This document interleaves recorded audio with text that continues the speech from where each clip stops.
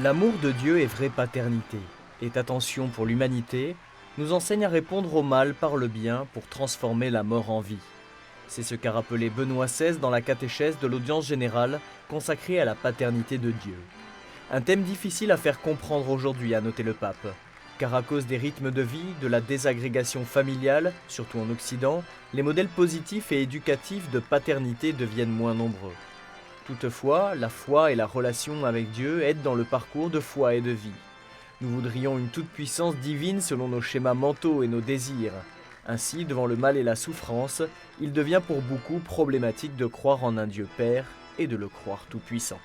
Certains cherchent un refuge dans les idoles, cédant à la tentation de trouver une réponse dans une présupposée toute-puissance magique et dans ses illusoires promesses.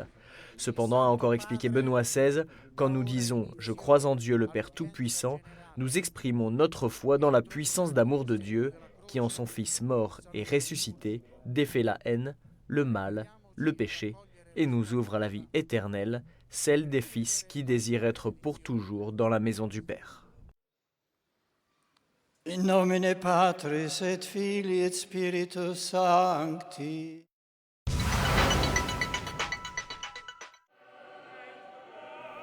Dans la société de l'efficacité et du succès, ne vous associez pas aux prophètes de malheur qui proclament la fin ou le non-sens de la vie consacrée dans l'Église, mais revêtez-vous du Christ et de l'armure de la lumière.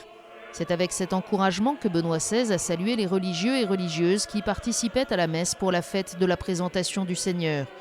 Pour cette 17e journée mondiale de la vie consacrée, le thème de la lumière a servi de toile de fond à toute la célébration, évoquant la lumière du Verbe incarné venu déchirer les ténèbres du monde avec l'amour de Dieu. À tous ceux qui coopèrent à la mission de l'Église dans le monde selon les multiples charismes de la vie contemplative et apostolique, le pape a adressé 3 invitations.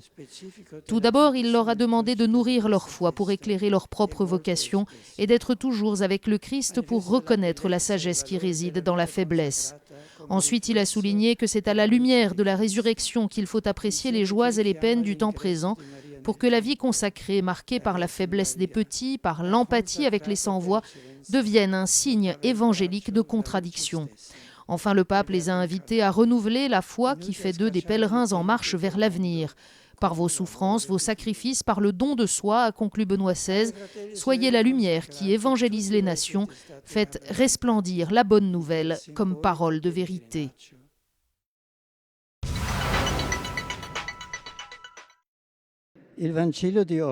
Croire en Dieu, c'est renoncer à ses préjugés et accueillir le visage concret dans lequel il s'est révélé, l'homme Jésus de Nazareth. Voilà ce qu'a dit ce dimanche Benoît XVI avant la prière de l'Angélus. En commentant l'Évangile, le pape a rappelé que Jésus n'est pas venu chercher l'approbation des hommes, mais rendre témoignage à la vérité. Le véritable prophète n'obéit à personne d'autre qu'à Dieu et se met au service de la vérité, en étant prêt à payer de sa personne. Sur ce chemin de conversion, a conclu le pape, la Vierge Marie est toujours une lumière pour nos pas. Dans ses salutations en différentes langues, Benoît XVI n'a pas manqué d'évoquer la Journée pour la vie, célébrée en Italie. Je m'associe aux évêques italiens, a-t-il dit, qui dans leur message invitent à investir sur la vie et sur la famille, notamment pour répondre efficacement à la crise actuelle. Vendredi dernier, le Vatican a pu montrer qu'il est passé maître dans l'art de désamorcer rapidement de potentielles polémiques. Cette fois, il s'agissait de démonter point par point de nouvelles allégations du Turc Ali Aksa qui avait tenté d'assassiner Jean-Paul II en 1981. Dans une énième autobiographie parue jeudi dernier en Italie, le tueur professionnel affirme avoir agi pour le compte de l'Iran, une nouvelle version des faits, donc après des récits plus ou moins extravagants qui impliquaient le KGB ou une piste bulgare. Cette fois-ci, Ali Aksa affirme que l'ordre de tirer sur le pape venait directement de l'ayatollah Khomeini, le guide suprême de la révolution islamique en Iran. Avec de tels propos, c'est donc l'intégrité du dialogue entre chrétiens et musulmans qui était menacée. C'est pourquoi le Vatican a immédiatement réagi. Le Père Lombardi, porte-parole du Saint-Siège, a aussitôt publié un long communiqué. Il y balaye d'un revers de main la possibilité que le Vatican ait considéré comme plausible la piste islamique. Il précise avoir également consulté les sources les plus fiables, l'ancien secrétaire de Jean-Paul II, le cardinal Dziwisz, ainsi que Benoît XVI lui-même.